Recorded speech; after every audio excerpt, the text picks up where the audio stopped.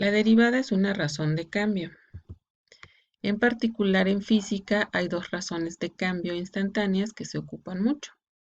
Una es la velocidad, que es el cambio de la distancia con respecto al tiempo, y la otra es la aceleración, que es el cambio en la velocidad con respecto al tiempo. Entonces tenemos una función que va a modelar el movimiento de una partícula.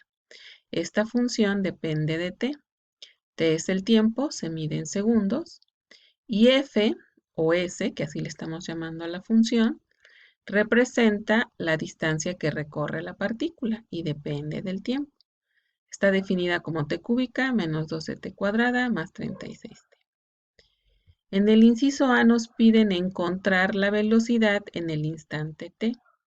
La velocidad es una razón de cambio instantánea y la derivada es precisamente una razón de cambio instantánea. En física, si tenemos que la función original representa el movimiento de la partícula, entonces la primera derivada, que es la razón de cambio de la distancia respecto al tiempo, es la velocidad. Por lo tanto, la velocidad en cualquier t sería la derivada de la función original que modela el movimiento. Sería en este caso 3t cuadrada menos 24t más 36. Y ahora nos preguntan cuál es la velocidad después de 3 segundos. Si ya tengo la velocidad para cualquier valor de t, la obtuve derivando la función nada más, solo hay que evaluar en 3 y me va a quedar menos 9. Y revisamos las unidades. La distancia que está recorriendo la partícula está en pies y el tiempo está en segundos. Por lo tanto, la velocidad sería en pies sobre segundos.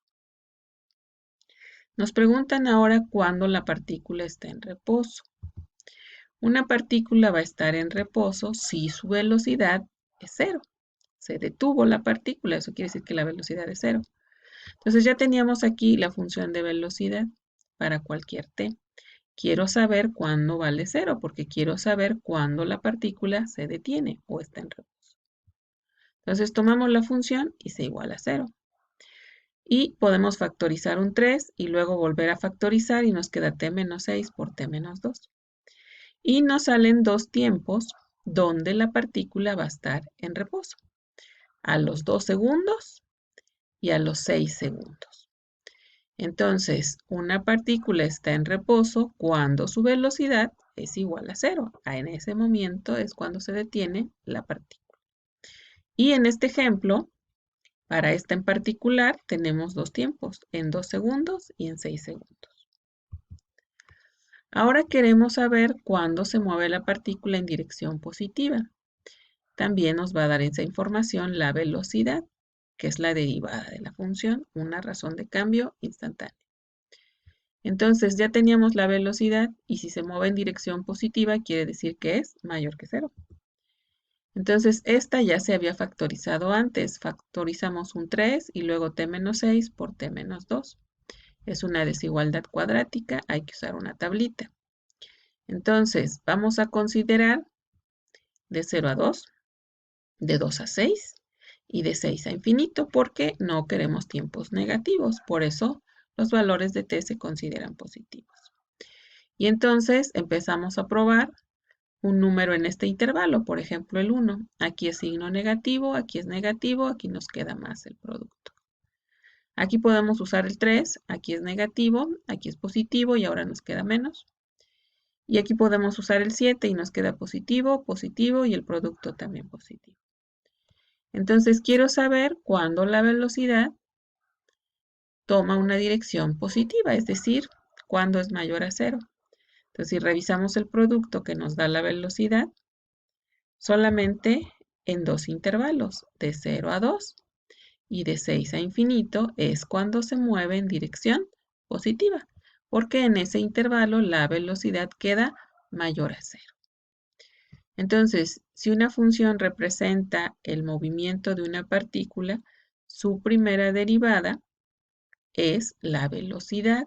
Es una razón de cambio instantánea. El cambio en la distancia con respecto al tiempo. Si la partícula se detiene, eso quiere decir que la velocidad debe ser igual a 0. Y si se mueve en dirección positiva, debe de ser mayor que 0, la velocidad.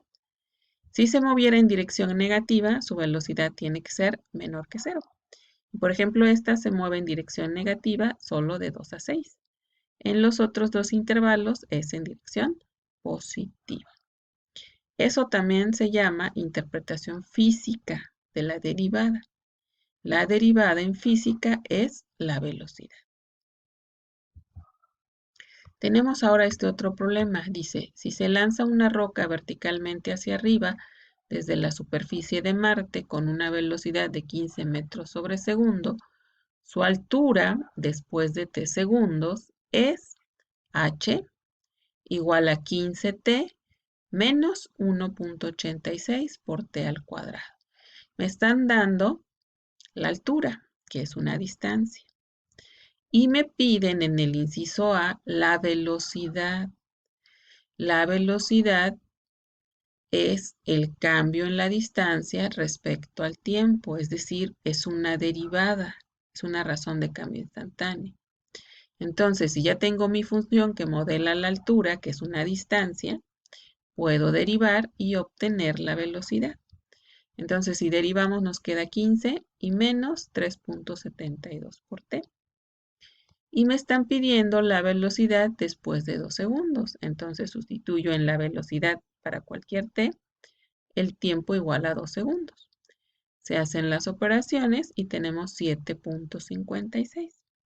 Y aquí nos dicen las unidades. Para la distancia es en metros, para el tiempo segundos, metros sobre segundo.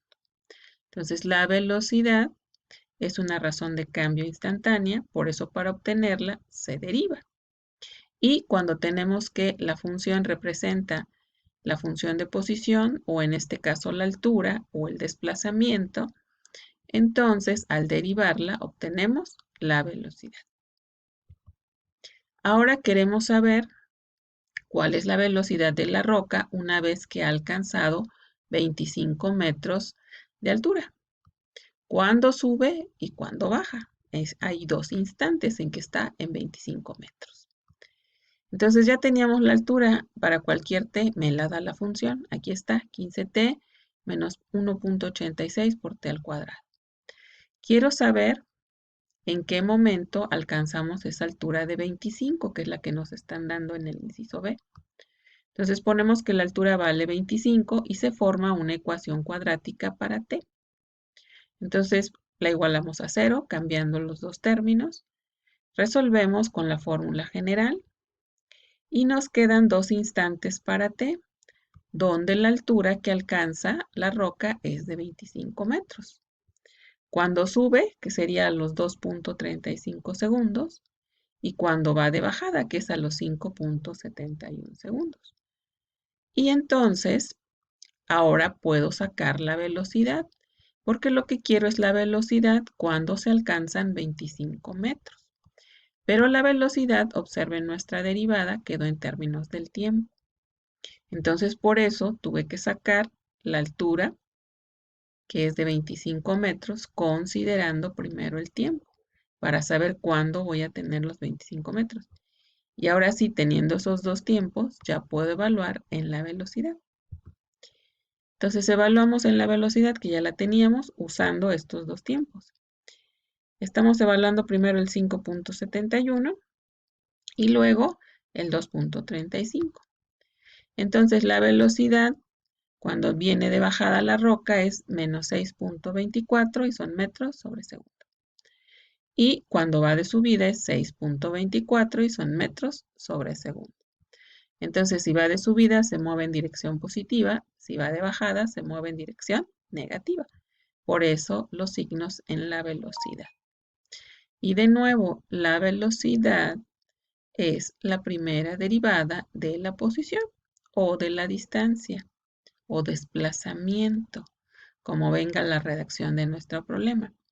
En este caso dice altura, pero esa es una distancia. Por eso, para sacar velocidad, tenemos que derivar. es la interpretación física de la primera derivada, es la velocidad. Si nos pidieran aceleración, hay que volver a derivar. Esa es la interpretación de la segunda derivada para física. Son razones de cambio instantáneas. Tengo este otro problema. Nos dice que el volumen de una célula esférica está dado por la función B igual a 4/3 de pi por el radio al cubo. Y el radio se mide en micrómetros. Y queremos encontrar la razón de cambio promedio, primero, del volumen respecto al radio. En el inciso A, cuando es de 5 a 8 micrómetros. En el inciso B, cuando es de 5 a 6 micrómetros. Y en el inciso C, cuando es de 5 a 5.1 micrómetros. Entonces, para el inciso A, lo que ya tenemos es la función. La función es B igual a 4/3 de pi por el radio al cubo. El volumen de una esfera. Porque aquí dice que es una célula esférica, que está en crecimiento. Y que va a haber un cambio del volumen con respecto al radio. Entonces, si es un cambio promedio, necesito dos valores. Por eso aquí dice de 5 a 8, son dos valores. Y lo que se hace es un cociente, el cambio del volumen entre el cambio en el radio, para tener una razón de cambio promedio. Siempre vamos a hacer un cociente, el cambio en el volumen entre el cambio en el radio, porque aquí dice que es el cambio promedio del volumen respecto al radio. Entonces, para el volumen, ¿cómo saco el cambio? Pues evalúo primero en 8, que es el valor final, y queda este valor. Luego evalúo en 5, que es el valor inicial, mi función de volumen, ambos, y tenemos este resultado. Y ahora hago el cambio, es decir, hago la diferencia entre el resultado final del volumen y el resultado inicial. Y abajo se pone la diferencia, pero entre los radios, para hacer una razón de cambio promedio, que sería 8 menos 5. Hacemos operaciones y obtenemos la razón de cambio promedio. En este caso es 540.35. En el inciso B es exactamente lo mismo. Quiero la razón de cambio promedio, pero ahora es de 5 a 6. Entonces tomamos nuestra función original, la evaluamos en 6 y también la evaluamos en 5, en ambos valores, para sacar el cambio en el volumen. Siempre es valor final menos valor inicial. Y el radio final menos el radio inicial para este caso. Hacemos las operaciones y el cambio promedio, cuando es de 5 a 6 micrómetros, queda 381.17. En el inciso C también es una razón de cambio promedio. Tengo dos valores, 5 y 5.1. Se usa la función original y se evalúa en 5.1, que es el segundo valor, y en 5, aquí está. Y entonces el cambio promedio del volumen respecto al radio es arriba la diferencia de los dos volúmenes, el segundo menos el primero, y abajo la diferencia entre los dos radios, el segundo menos el primero. Y hacemos operaciones y ahora tenemos 320.48. Y esta sería la razón de cambio promedio del volumen respecto al radio cuando cambiamos de 5 a 5.1. En una razón de cambio promedio nos dan dos valores y hay que utilizar la función original. Evaluarla en los dos valores y siempre es el final menos el inicial. Y abajo se pone el cambio en la otra variable. Valor final menos valor inicial. Aquí va la variable dependiente y aquí la independiente. Cuando es razón de cambio instantánea, simplemente hay que derivar. Esa es la interpretación de una derivada. Entonces, en el D, lo único que nos están pidiendo es derivar. Derivamos la función original, nos queda 4pi por radio al cuadrado, y por eso solo nos dan un valor. Hay que evaluar en 5. Y al evaluar en 5 nos queda 314.1592. Una razón de cambio instantánea simplemente es derivar y evaluar en el valor que nos están dando. Y en una promedio hay que sacar los dos valores de la función y hacer la diferencia entre el final menos el inicial. Nada más.